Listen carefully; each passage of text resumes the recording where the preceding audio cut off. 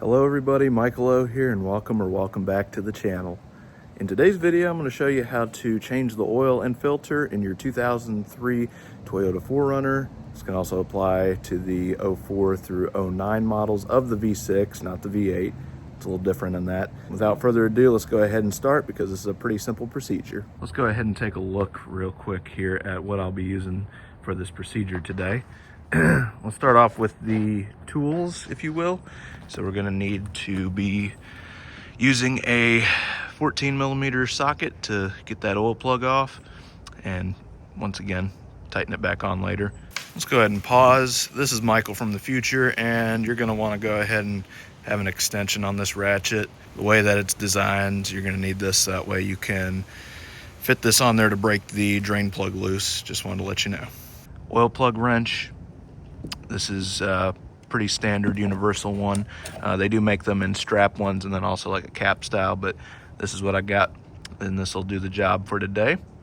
And then I have a funnel for when we go to add oil later. If you saw off the top of a gallon jug, that works surprisingly well. Drain pan, of course, to catch the oil when it falls. And then shop towels, good to have on hand, and a state-of-the-art Walmart bag here as well for a trash bag. And then we're gonna need a water bottle as well, more on that later, and some wheel chocks as well. I also have a piece of cardboard here to help me slide under the vehicle in and out quicker. Now, let me show you one other thing I have here. This is a lift kit, and my vehicle is higher than the stock height. Now, a cheaper alternative that you're probably gonna wanna use is gonna be jack and jack stands. Double check your weight. I don't have a scale to weigh my vehicle on. I don't have one of those laying around, unfortunately, but I do know that this 3-ton jack and 6-ton pair of jack stands, that's enough to hold it. Disclaimer, I'm not responsible if your vehicle weighs more. If you have mods that make your vehicle weigh more, for me this would work if I were to use it, but I have enough clearance to where I don't need to with this lift kit. But this right here is definitely cheaper than a lift kit. Before I get into the actual parts here that I'm using, I'm gonna have to take a second and show you. I don't wanna just tell you, I wanna show you. Of course, we need 5W30 oil here. They say Toyota genuine motor oil. Give me a sec, I'll get to that. But for the capacity, I have the 1GRFE V6. So I will be needing, with the filter, because I'll be changing the filter as well, 5.5 quarts. For the oil, I'm using Mobil 1 full synthetic 5W30, of course. The reason that I use this, from what my research online has shown me, is that Mobil 1 is basically the same thing as the Toyota oil. They make it for them, and then Toyota just adds a little bit of an additive, but at its base, same thing. So we have Mobil 1, this is a 5-quart jug, this is a 1-quart jug. And then here we have a oil filter. And then these are the crush washers that go alongside the oil plug. These are not considered reusable, so I just bought a pack of 10 and just use them up as I go through oil changes. One final note before we get started is that you can get all of this except for these crush washers. You can get all of this at your local Walmart. Most Walmarts sell the Toyota oil filters. This is true. Pretty easy and convenient to buy all the stuff that you need for an oil change. That's why I recommend doing it yourself. Before you get started, try to get your vehicle on as level of a surface as you can. That's why I parked on the driveway as opposed to the dirt back here. And it's not perfect, but I mean, it's the best I got. Go ahead and make sure that your doors are unlocked. Mine are, so we're good to go there. Make sure your key is out of the ignition. Make sure your vehicle's in park. Make sure your parking brake is set.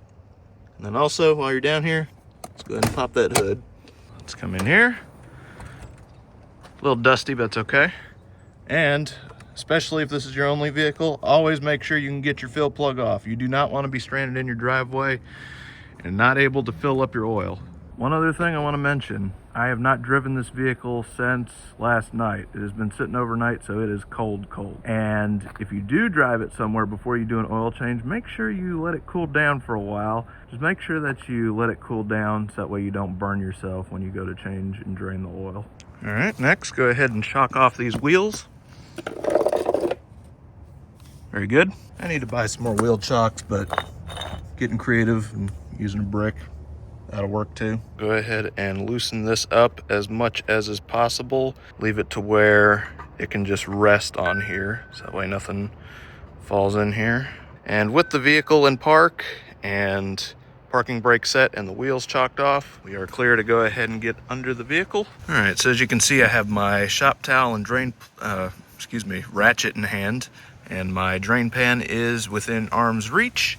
Now, just keep in mind, as always, that I am not responsible for repairs that you do on your vehicle. This is at your own risk, but I will tell you, be smart and stay safe.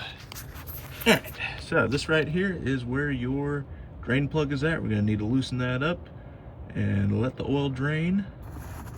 There we go. Once you get it loose, shouldn't be too bad. Got my pan ready. There we go. This is why you need that shop towel. Very good. We're gonna go ahead and let that drain. While you're waiting on that, go ahead and take a second to wipe off that plug. Go ahead and prep this once you've wiped it down by putting your new crush washer on here. That's the blue part. And before you install this back though, you need to go ahead and make sure that your old crush washer is off of there if there was one. Back under the car here with the new crush washer, the drain plug, and my ratchet, as well as that shop towel still. Now let me show you, but you can kind of see if I can zoom. You can kind of see there's the old crush washer. You're gonna need to go ahead and get that off of there, because you do not want two crush washers on there. That's how you leak fresh new oil out before you even hit the road with this. So make sure you get that off. There we go. Old one is off. Right, and now I am going to wipe this down, and we're gonna get this new, we're gonna get this drain plug with the new crush washer started. Get it hand tight. With our oil pan being slid out from under here, I'm gonna go ahead and tighten this down. You can torque this down. I'm not sure what the spec is on it. You can if you want. I'm gonna end up changing the oil next time around, so we're just gonna give it a good ugga-dugga. We're gonna get it nice and snug. Yeah, I wanna be able to get it off next time, but you also wanna make sure that's not gonna come falling off on the road, so that is good. All right, now that that's done, let's go ahead and get ready to change our filter. On the V6s, the filters are super easy to get to. They're right here on top. There's a little trick to them.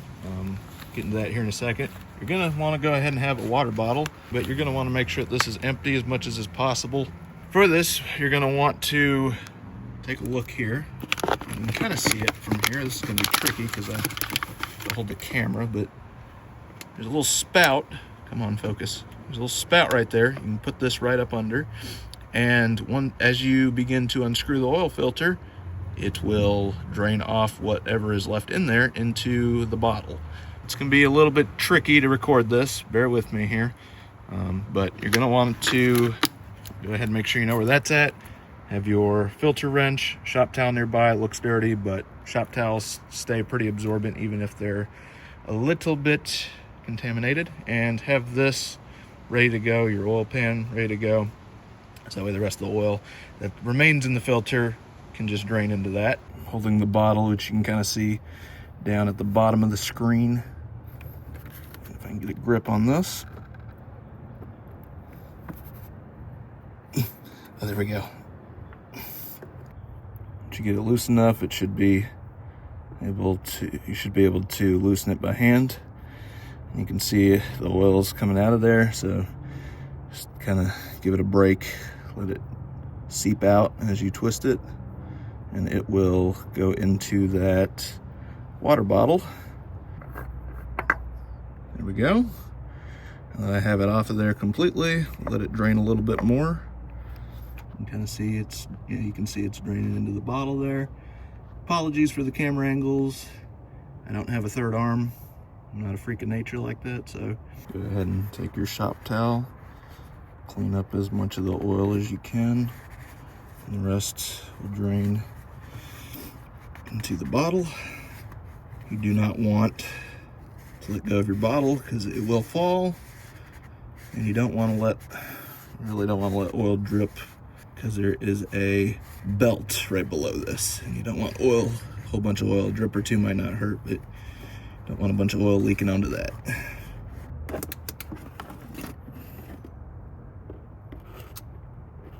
Yummy.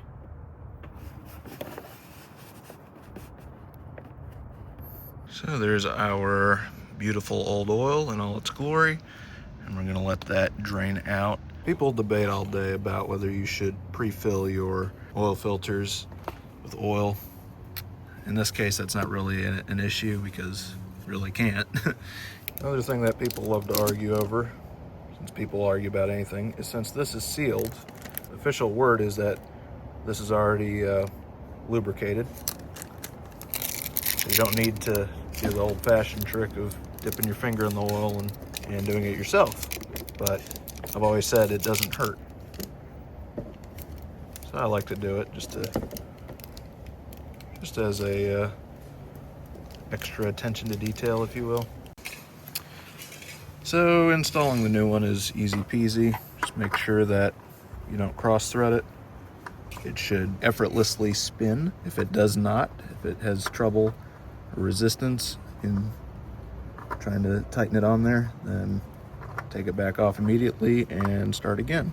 Spin it on by hand as much as you can, and you do not need to torque this down, especially since in a couple thousand miles you're gonna have to place it again. Just an FYI, I did it about, I don't know, another eighth or another quarter turn after it was hand tight. Let's go ahead and clear this dipstick off real quick. All right, with that dipstick wiped off and put back in, we can go ahead and get ready to fill the oil. Now, as I stated earlier, you're gonna need that 5-quart bottle, the whole thing. And then I forgot I had another 1-quart bottle, but it's only half full. So a quart is 32 ounces when it's full. And then this one, as you can see here, is down to 16 ounces. So that's exactly half a quart there. So I'm gonna be pouring this and the 5-quart bottle in, and then we'll check the oil level after we do that, and I'll go from there.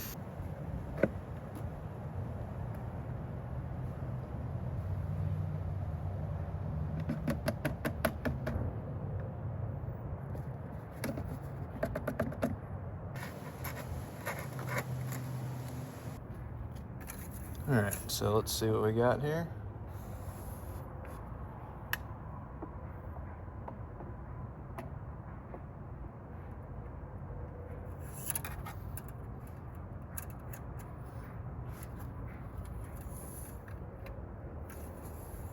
Yeah, you're not going to be able to see it, but it's about up to here, which is a wee bit above the fill line, but that's okay because this is a cold engine right now, and that oil is going to have to circulate through the engine, and then once it does that, it's not going to read as high on the dipstick. So let's go ahead and get this cranked up, and we will let it warm up, let the oil flow through the engine, make sure nothing's leaking. And then once it's warmed up, we'll give it a test drive and then check the oil once again. And before you take off on your test drive, make sure that your hood is properly latched so it doesn't go flying open. All right, we're gonna let it warm up for a few minutes. While we're doing that, we'll check for oil leaks. I'm not seeing any oil leaks, which is what we want. Our engine is about up to operating temperature, so that's good. But before we take off on a test drive, go ahead but you need to take down your odometer. So in this case, we are at 505. And just make a note of this.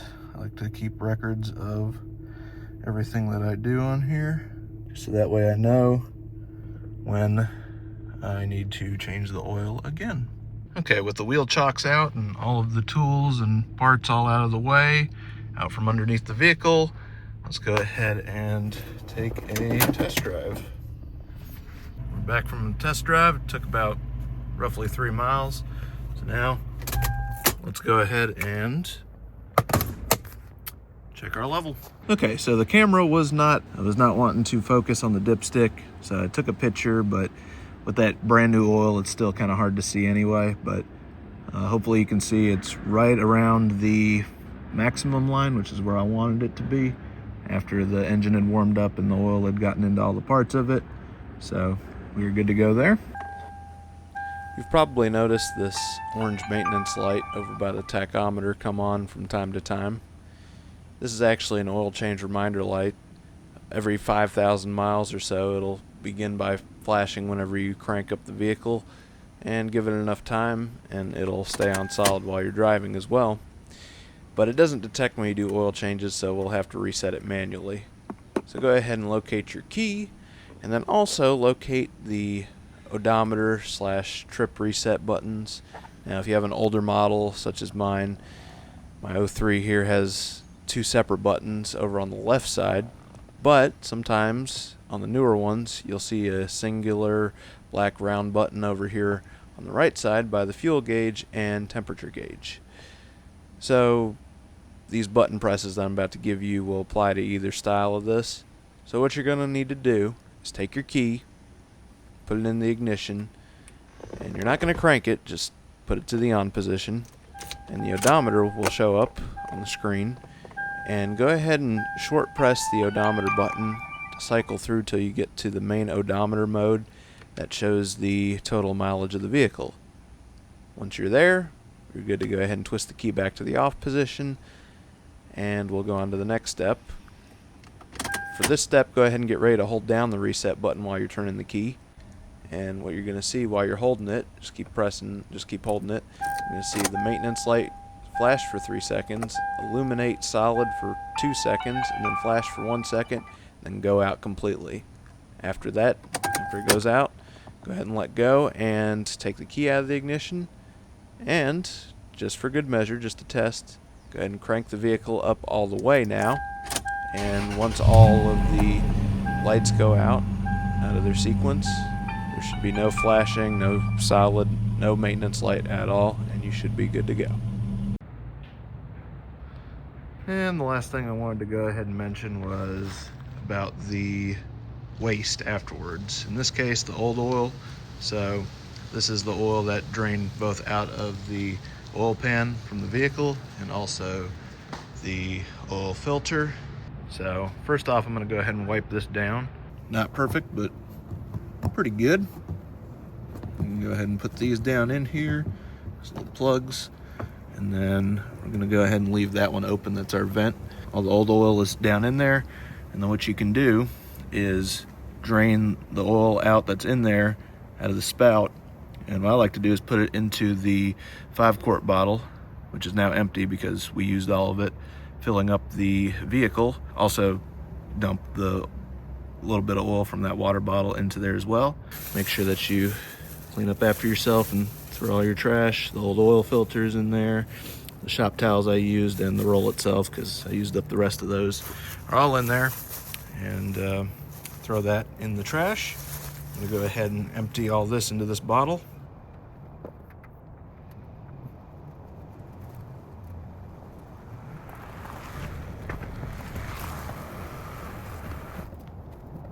So I got much as I could out of there into this bottle. You can see I made a little bit of a mess here.